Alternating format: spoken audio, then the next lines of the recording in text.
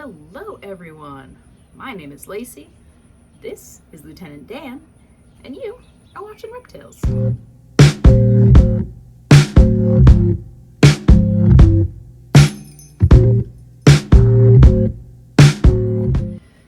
Whew, alright, this is coming out on a 4th of July, so happy 4th of July, humans. And let me tell ya, it's hot out. It's real hot. Okay, maybe if it was a dry heat, it would be different, but it's like humid hot. So it's like I think I said last week, it's thick out here, right? Thick. And in the spirit of it being super hot out, I thought I would talk about one of my favorite warm weather adjusted animals who are just the cutest little darlings. The Chuckwalla. They're a lizard.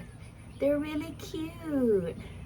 So the Chuckwalla, I haven't seen one in a very long time, like in the wild. Like I've seen them in zoos, but I saw one or two in the wild once when I was like a kid, and they're cool. Chuckwallas are members of the iguana family, and they're just little sweethearts. So they live in the southwestern United States, the desert Southwest. So you can find them in like Arizona, Nevada, New Mexico, some parts of like eastern Southern California, kind of along like the I-10 corridor near like Joshua Tree, like those kinds of areas, right? Where it's hot and rocky and deserty, because they're a desert lizard. Yeah. Chuckwallas, they get to be about, I don't know, like 5, that seems really big, like 5 to 9 inches long, and I think they look like fat little pancakes. I think they're really neat. They're thick little boys and girls, but they're diurnal, and what they'll do is they live in these like really nice like rocky outcrops. They like rocks. They like to live in the rocks. If you find somewhere where there's a bunch of rocks, like mad rocks, there will probably potentially be Chuckwallas in there. So in the morning, Mr. or Mrs. Chuckwalla will shimmy on out, and they'll press themselves flat. They'll pancake out onto their chosen rock in the morning, and they will bask, and they will get their thermoregulation in for the day. They'll get all nice and charged up, and then they'll shimmy back into their rock for the protection from the heat of the day. So, like where we lived in California, we lived up in the mountains, but there was lots of rocks, lots of granite.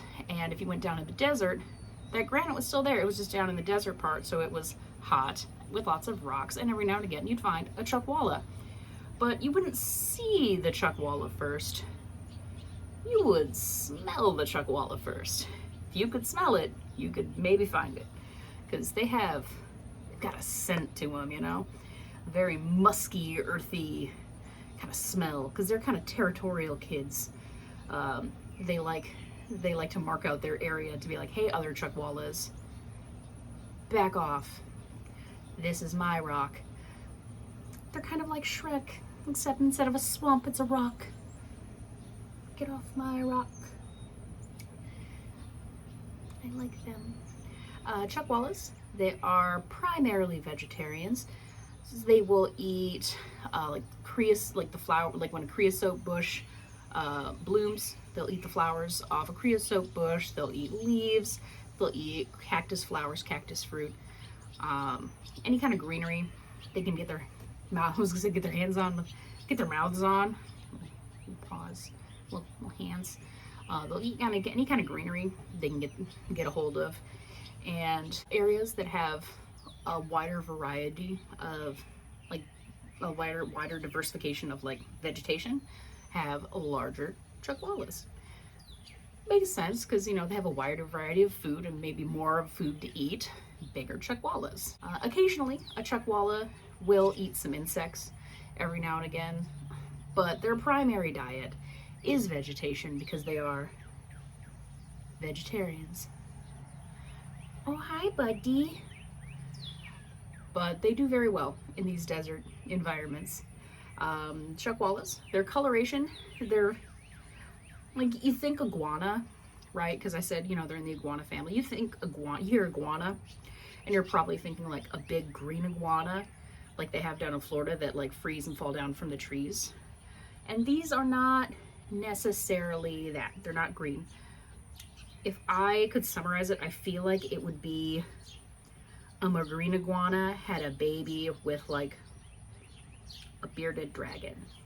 Would be like my visual hybridization, because they flatten themselves out like a pancake, right?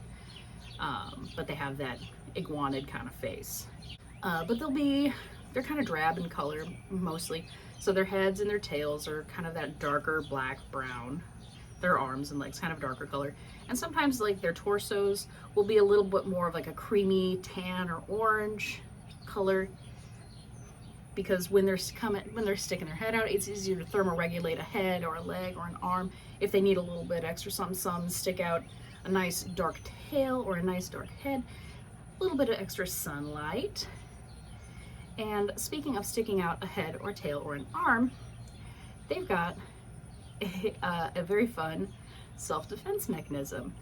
Their self-defense mechanism isn't to bite, isn't to envenomate you, isn't to spray you with musk.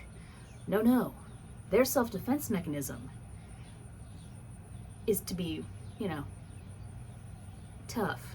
So what they'll do, and another reason that they enjoy these rocky outcrops, right, is when they are threatened, there's a bird, there's something that's trying to get at them, what they'll do is they will run headfirst into a nice tight little gap in the rocks, and they will get themselves in there as snug as they can, and they will inflate themselves. They will puff themselves up and just make themselves impossible to pull out. Because once they've inflated, it's kind of hard to pull them against the grain of their own very rough scales against the rock. So due to, friction, the friction of their scales, their inflation, and the pressure of the rocks around them, they can't get dislodged from their rock hiding place.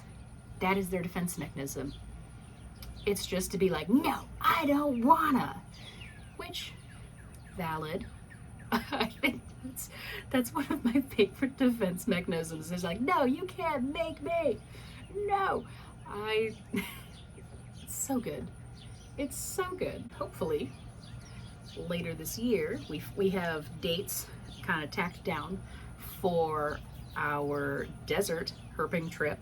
We're going in October now. We finally have our dates locked in. So October, we're going to Phoenix. We're going to the desert. And we're going to be looking for Gila monsters. Well, probably some rattlesnakes, desert kings, coach whips, whiptails, maybe even chuckwallas. I think I've said it before, if I find a Gila monster, I will cry. If I find a chuckwalla, I will also probably cry. Because they're so cool. They're just such like chuckwallas and Gila monsters are such like sentimental critters for me. Because they're just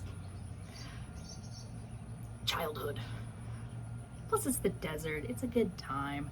So keep an eye out in October for that video, because that's going to be a fun time.